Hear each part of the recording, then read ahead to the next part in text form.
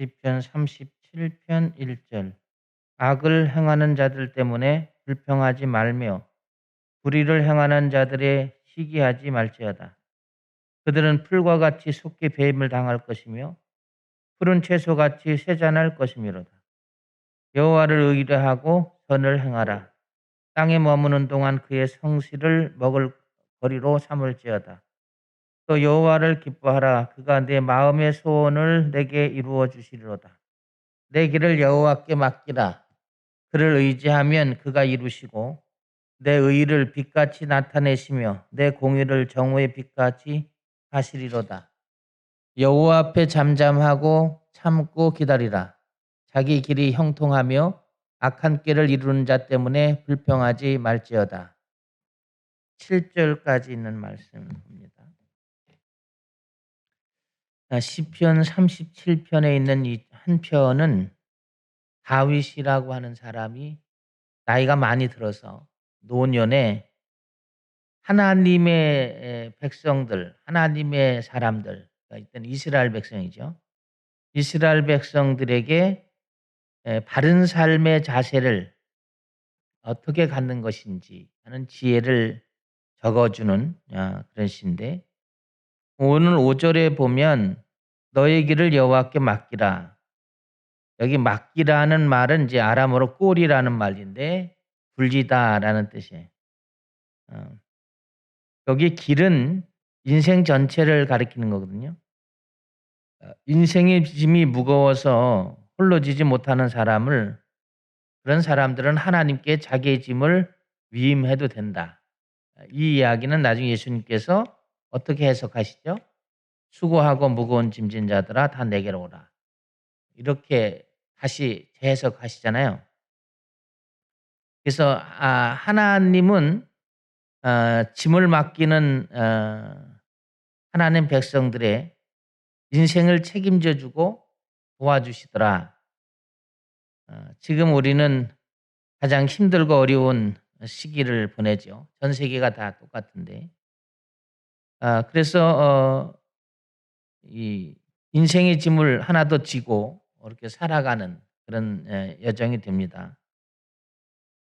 그런데 이제 다윗의 얘기를 들어볼 필요가 있습니다. 여호와께 맡기라. 이 여호와께 맡기라는 말은 명령형이기 때문에 선택의 여지가 없다, 그런 말이거든요. 그래서 여호와께 맡기는 삶은 구체적으로 어떤 태도를, 어떤 신앙의 태도를 가리키는 걸까? 첫째는 하나님께 이끌리는 삶을 살아야 된다라는 거예요. 어느 선교사 아내가 있었습니다. 열심히 이제 선교 사역을 하고 있어요. 근데 어느 날 몸이 좀 피곤해서 병원을 가 보니까 병이 생겨서 시한부 인생을 선고받게 됩니다. 이야기를 의사 선생님한테 얘기를 들은 다음부터 이 선교사 부인은 앞날이 걱정되고 불안해서 편하게 잠을 잘 수가 없었어요. 여러 가지 생각이 납니다. 내가 죽으면 남편은 어떻게 하는가? 우리 애들은 어떻게 되나? 또 선교를 하고 있는 교회는 어떻게 될 것인가? 그러다 보니까 은근히 원망도 생기고 불평도 생기더라는 거예요. 그래서 하나님 앞에 원망도 해 보고 불평도 하면서 애를 태웁니다. 그런데 그럴수록 잠이 또 오지 않고 밥맛도 없어지고, 그리고 밥을 먹지도 못하는 지경이 갑니다. 어느 날 집을 청소하면서 정리하다가 우연히 책사이에 낀 종이를 하나 발견하게 돼요. 남편하고 이제 선교지에 와서 사역 초기에 전도를 위해서 같이 만드는 전도지인데, 거기에 인제 남편과 자기가 써 놓은 문구가 있는데, 시편 55편 22절의 말씀인데 "내 짐을 여호와께 맡기라. 그가 너를 붙드시고 의인의 요동함을 영원히 허락하지 아니하신다." 이 말씀을 읽으면서 이분이 감동을 받습니다. 그래서 이제 무릎을 꿇고 하나님 앞에 기도를 합니다. "하나님, 내게 오는 질병도 주님께 다 맡기고 가정도 남편도 아이들도 사역도 주님께 맡긴다. 내가 세상에 없어서 하늘나라 가더라도 하나님이 책임져 주실 줄로 믿는다. 그렇게 외치면서 한참 기도를 하다가 보니까 거짓말처럼 마음이 평안해지고 그다음에 인제 입맛이 돌아오고 잠뒤편을 잘 수 있게 됐다는 겁니다. 여러분 우리가 인생을 살아 보셨지만 그리고 인제 세상이 내 뜻대로 되는 것은 거의 없죠. 내가 뜻대로 세운 것 중에 뜻대로 되는 것이 이렇게 많지가 않습니다. 살다가 보면 우리가 늘 경험하는 것인데 계획하지 않은 일들이 갑자기 일어나고요. 내가 생각지도 않은 일들이 갑자기 진행이 됩니다. 그래서 우리의 인생이라는 게 미래가 불확실하고 그래서 사람들은 험악한 세월이다. 그렇게 표현하기도 하거든요. 내 노력과 능력으로 살아간다라는 그런 생각들이 자꾸 나이를 먹고 세상을 살아가면서 그 정말 무의미하다. 그런 거를 느끼게 되거든요. 그래서 인생을 살아가는 삶 가운데는 이제 두려움이 많이 엄습하고요. 그리고 자꾸 수그러들지요. 그래서 그런지 몰라도 성경을 쭉 이렇게 여러분 읽다 보면 두려워하지 말라, 염려하지 말라 이런 단어가 이런 문장들이 많이 나와요. 성구사전에는 366번이 성경에 기록되어 있더라고 얘기합니다. 그럼 왜 하나님께서 성경에 이렇게 많이 두려워하지 말고 염려하지 말라고 그렇게 기록을 했을까? 그건 우리를 만드신 분이 하나님이시고요. 우리를 지키시고 우리를 더 잘 아시는 분이 하나님이시죠. 그래서 하나님을 전지전능하시다 이렇게 얘기하거든요. 우리의 기도를 들으시고 그리고 우리의 가장 하나님이 보시기에 우리가 보는 게 아니라요. 하나님이 보시기에 가장 아름다운 곳으로 우리를 인도하시는 그런 하나님이죠. 그래서 우리가 이제 신앙생활에서 알게 되는 게 뭐냐면 10시간 염려하는 게 보다 10분 기도하는 게 더 내게 유익이 된다. 여기까지 이런 믿음이 이르면 그 성공한 믿음이 된다고 볼 수 있어요. 하나님께서 형편을 잘 알고요. 또 우리가 이제 이렇게 염려보다 기도할 수 있는 것은 하나님이 때를 따라 돕는 은혜가 있고 내가 이 광야 생활하는 동안 필요한 것을 채우시고 또 어려움을 하나씩 둘씩 하나님의 때에 맞춰 해결해 주신다는 것을 아는 사람들은 10시간 불안하게 근심하는 것보다 10분 기도하는 능력이 생기게 되죠. 이것은 이제 하나님과 동행하고 그런 경험이 없는 사람들이 이걸 잘 못하죠. 그냥 해결도 안 되는 그런 문제를 그냥 부여잡고 10시간이 아니라 며칠 밤낮을 고민하고 이러면서 이제 뼈가 상하고 그리고 모든 문제가 발생하잖아요. 그래서 이제 신앙생활이라는 게 좋은 게 10분 기도하는 게 하나님이 나를 잘 아시니까 있어야 될 것도 아시고 내가 가야 되는 것도 잘 아시기 때문에 하나님이 해결해 주시는 것을 알게 될 때 그때 이제 우리가 믿음의 길에서 기쁨이 되지요. 그래서 신앙생활 하는 거거든요. 3절의 말씀에 보시면 여호와를 의뢰하고 선을 행하라. 이 땅에 살아가는 동안 성실을 먹을거리로 삼는다. 의뢰하다라는 아람어는 빠테흐라는 말인데 끈을 매다 그런 뜻이에요. 끈을 매다는 의미가 있습니다. 여호와를 의뢰하는 것은 하나님과 우리를 하나로 연결시키는 그리고 하나님이 이끄는 삶을 받아들이고 수용하고 응답하는 자세를 말하는 겁니다. 하나님이 선하시니까 하나님의 선한 삶의 요구를 따라가는 것입니다.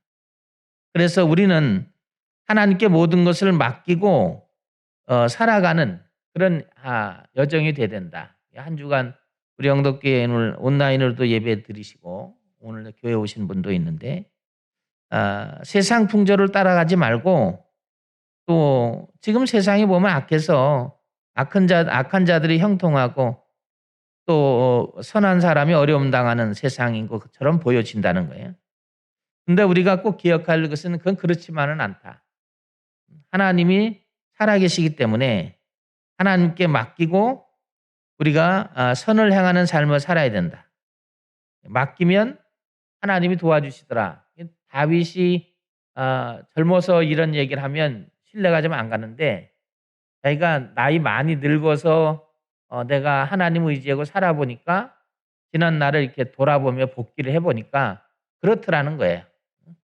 저도 이렇게 신앙생활 쭉 하면서 지금 돌아보면 이 다윗의 말이 진리입니다. 어려울 때 그리고 그런 일들이 있을 때 그때는 몰라요. 젊을 때는 왜 그런지 몰랐는데 지나고 나면 그때 내가 그런 일들을 하나님이 도와주지 않았다면 이제까지 내가 살아있을 수 없었구나 그런 생각도 하고요. 그래서 그때의 지나가는 위기들이 오히려 하나님의 손길이 있었음을 알게 되면서 더 힘을 얻죠. 그래서 신앙생활하는 사람들은 세상에 알지 못하는 기쁨이 있습니다. 이런 거죠. 하나님께서 동행하시고 도우시는 것들을 내 인생 여정에서 발견하게 되면 그러면 모든 짐을 맡기게 되더라. 저와 여러분도 날마다 살아가면서 그렇게 애쓰고 그렇게 이제까지 살아왔는데 인생 내 마음대로 안 되는 거 알면서도 또 미련하게 내 인생 내 마음대로 하려고 하지 말고 주님께서 이야기를 하면 하나님 이렇습니다. 하나님께서 걸음을 인도하시는 그 뒤를 따라가면서 찬송하고 행복하고 감사의 신앙생활 하시기를 주의 이름으로 축원합니다. 두 번째는 하나님께 소망을 두고 살아야 행복해진다. 이렇게 말할 수 있습니다. 옛날 일인데 아주 옛날에 천안에서 산부인과를 개업했던 김장로라는 분이 계십니다. 원래 이 사람의 집은 서울입니다. 그런데 장로님이 이렇게 천안에 병원을 오픈하게 됐어요. 이 김장로님은 이제 병원에서 번 돈으로 천안에 교회를 하나 개척을 해요. 그리고 매일 새벽 기도에 참석을 합니다. 20년 동안 아이들이 서울에서 공부를 하는데 아이들을 위해서 서울에 올라가더라도요. 아이들과 밤을 지내지 않고 저녁에 밤에 천안으로 돌아갑니다. 장로님이 이 김장로님의 일생은요. 하나님 앞에 충성하고 헌신하는 봉사자였어요. 교회를 사랑했고 그리고 신앙이 아주 깊은 분이었어요. 그래서 이분은 의사 선생이지만 소망을 하나님 나라에 두고 그리고 하나님의 교회를 섬기는데 자기의 온 정성을 다합니다. 그래서 그런지 장로님에게 하나님이 축복을 주셨는데 장로님의 자녀가 6남매인데 6남매 모두가 하나님의 축복을 받습니다. 큰아들은 고려대학교의 학장을 지내게 되고요. 선생님을 지냈습니다. 둘째는 산부인과 병원장이 되고요. 그리고 대학교 이사장이 되고 또 아버지의 뒤를 이어 장로님이 됩니다. 셋째는 이비인후과 원장이 되고요. 존경받는 삶을 살아갑니다. 넷째는 이화여대 교수로 있고 나중에 교육부 장관을 지내게 되고요. 막내는 지금 이제 나오는 이제 노자 사상을 강의하는 사람이 있어요. 머리 빡빡 깎고 그렇게 강의하는 사람이 있습니다. 그런데 이제 아버지 장로님보다는 막내는 좀 신앙이 좀 부족한 것 같아요. 학문에 너무 치우쳐 있거든요. 근데 아버지가 천국에 소망을 두었더니 하나님께서 그 자녀들을 축복하고 다 잘되게 해서 열매를 맺게 되었다. 이게 한 신앙인의 신앙 여정에서 자기 삶의 결과가 이렇게 나타났다는 것입니다. 도울 힘이 없는 인생을 의지하지 말라 그랬어요. 하나님을 의지하라는 것입니다. 하나님께만 소망이 있다는 거죠. 이 김장로님은 이걸 알았다는 거예요. 하나님께만 소망이 있다. 말씀을 믿고 의지합니다. 그랬더니 찬양하게 되고 감사하게 되고 또 하나님의 살아계심을 세상에 나타내는 영광 돌리는 삶이 돼서 주님께서 인생에 축복하시고 형통하게 하셨음을 이제 전하게 되는 그런 역사를 가지게 되거든요. 지금은 장로님이 천안에 대학을 하죠. 그래서 그 대학에 이제 자녀들이 이사장이고 또 학장, 총장도 되고 그래요. 학교가 천안에 있어요. 아버지가 천안에서 자리를 잡아서 지금은 큰 대학의 가정에서 이 가정을 운영하는 가정이 됩니다. 자녀들이 다 잘 됐어요. 막내 아들은 하버드 대학을 나왔고 그래서 덕망 있는 이제 철학자이죠. 철학자인데 신앙생활에 좀 문제가 있습니다. 제가 볼 때 그래요. 본인은 아니라고 그러는데 제가 볼 땐 그렇다고요. 아버지처럼 하나님께만 소망을 두고 그게 살아가는 게 좀 부족한 것 같아요. 여러분 이게 4절에 보면 이렇게 말해요. 여호와를 기뻐하라. 그가 내 마음의 소원을 이루어 주신다. 여기 중요한 말씀 있죠. 우리가 여호와 하나님을 기쁘게 해드려야 된다. 그러면 하나님 우리에게 뭐죠? 소원을 이루어 주신다. 그렇게 이야기를 해요. 이거 잘 기억하셔야 돼요. 우리가 하나님을 기쁘게 하는 게 먼저라는 거죠. 그리고 소원이 이루어지는 게 하나님의 응답이라는 것입니다. 그 기뻐하라라는 아람어는 웨이트 안나그라는 말인데 고상한 기쁨이 충분하다 그런 의미거든요. 믿음으로 맡기고 그리고 하나님을 기뻐하는 삶을 살았더니 하나님이 주시는 기쁨이 충만했다. 기쁨의 근원이 하나님께로부터 온다는 것이거든요. 그래서 이제 우리 신앙생활하는 사람들은 행복과 기쁨의 근원이 신앙의 여정에서 하나님께서 주시는 것으로 받을 때 그게 이제 기쁨이죠. 세상의 소유와 세상의 어떤 것들을 내가 욕심을 채우면서 기뻐하는 것은 오래가지 못하죠. 그때뿐이잖아요. 그때뿐이고 또다시 그 위에 욕심이 또 생겨서 또 다른 욕망을 채워가려고 하고요. 그러나 하나님이 주시는 기쁨은 다윗의 이야기에 보면 고상한 기쁨이다. 다윗이 자기가 인생을 살아봤는데 하나님께 맡기는 삶을 살고 하나님을 기쁘게 하는 삶을 살았더니 하나님께서 자기를 기쁨의 사람으로 만들더라는 거예요. 그래서 하나님께 소원을 두는 사람은 하나님이 인도해 주신다. 우리가 세상을 살아가면서 우리 성도들도 하나님이 나를 통해서 어떤 기쁨을 원하시는가? 내가 하나님께 드릴 수 있는 기쁨은 뭔가? 그게 예배겠죠. 제일 중요한 것은 하나님이 예배를 만드셨잖아요. 그죠? 그러니까 하나님을 예배하는 거겠죠. 그게 하나님이 제일 기뻐하는 거겠죠. 지금은 이제 신앙생활에 많은 문제가 생겨서 여러 가지 핑계를 댈 수 있는 상황이 되고요. 그래서 이제 신앙생활도 나름대로 열심히는 하지만 과연 그 신앙의 여정이 하나님이 기뻐하시는 것인가? 라는 물음을 이 저녁에 우리가 한번 던져볼 필요가 있어요. 그러면 내가 하나님으로부터 오는 소원을 이루는 것을 통해서 고상한 기쁨을 내가 소유할 수 있는가? 하나님이 도와줄 수 있는가라는 것 또한 본인이 스스로 알게 되죠. 이제 왜 본인이 알아야 되냐면 본인이 이렇게 알게 되면 남을 향해서 핑계대거나 변명할 수 있는 여지가 없어요. 요즘에 젊은 애들 말로 인정한다 이 말이에요. 내가 뭐가 잘못됐는지를 인정할 때 거기에 새로운 역사가 있거든요. 우리가 신앙생활하면서 우리가 갖고 있는 자존심 이런 게 중요하지 않아요. 우리는 주님이 주시는 그런 믿음으로 사는 사람들이거든요. 그래서 한 주를 살아가면서도 여러분 자존심이라는 거 개나 물어갈 거거든요. 다 내려놓고요.